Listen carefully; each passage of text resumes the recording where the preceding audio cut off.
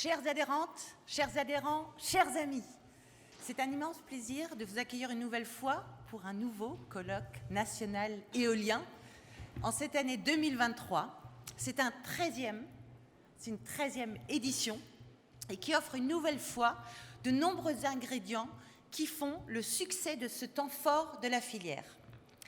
Mais ce colloque se caractérise également par le fait qu'il s'est tiré des enseignements des années passées pour continuer à vous apporter un service adapté à l'évolution de vos attentes. Et comme vous avez pu constater, nous avons donc réduit le temps des plénières, nous les avons concentrés sur la première matinée afin de vous permettre d'avoir plus de temps d'échange B2B et notamment aussi sur le forum RH, comme vous avez pu le constater également, nous avons renforcé encore ce forum pour vous accompagner davantage dans le fait de trouver des talents. Donc ça, ce sont deux changements parmi d'autres nombreux, effectivement toujours avec cette volonté de s'adapter à vos exigences, à l'évolution de vos demandes. Et donc, cette évolution, sans révolution, dont je viens de parler, est aussi à l'image de la manière avec laquelle je vais œuvrer ensemble avec le conseil d'administration suite à la délibération où vous avez voté à plus de 92% le fait que nous tous ici présents sommes dorénavant des membres, les adhérents de France Renouvelable. Mais à présent, repartons un petit peu en arrière. L'année dernière, à la même époque, débutaient les travaux parlementaires autour de la loi d'accélération des énergies renouvelables.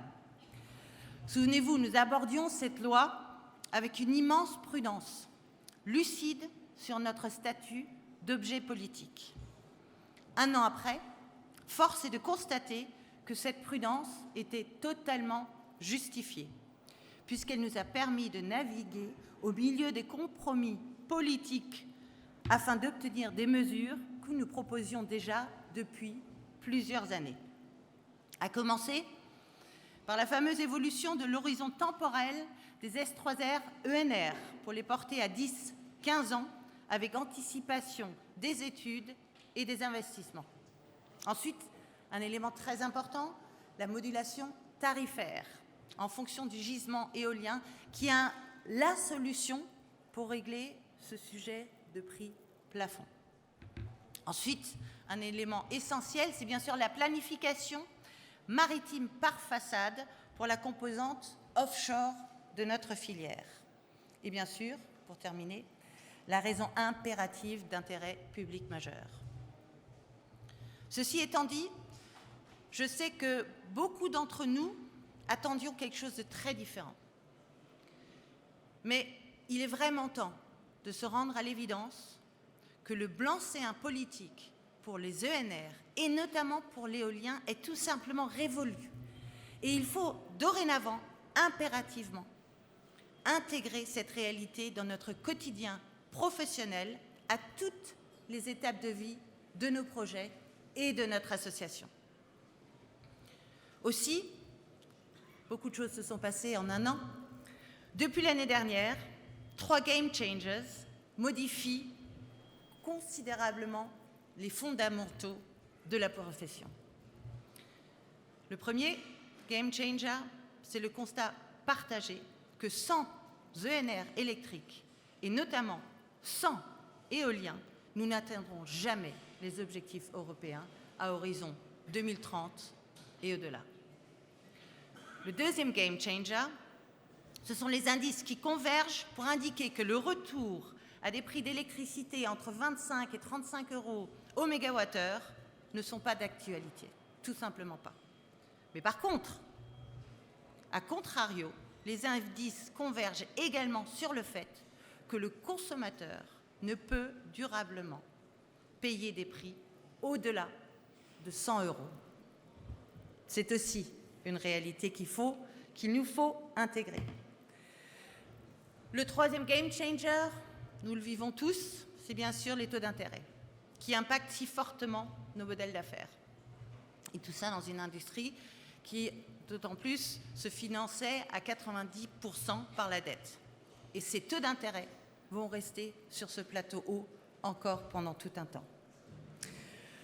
Donc face à tous ces défis, il est absolument crucial de nous renouveler. Il faut que nous nous renouvelons.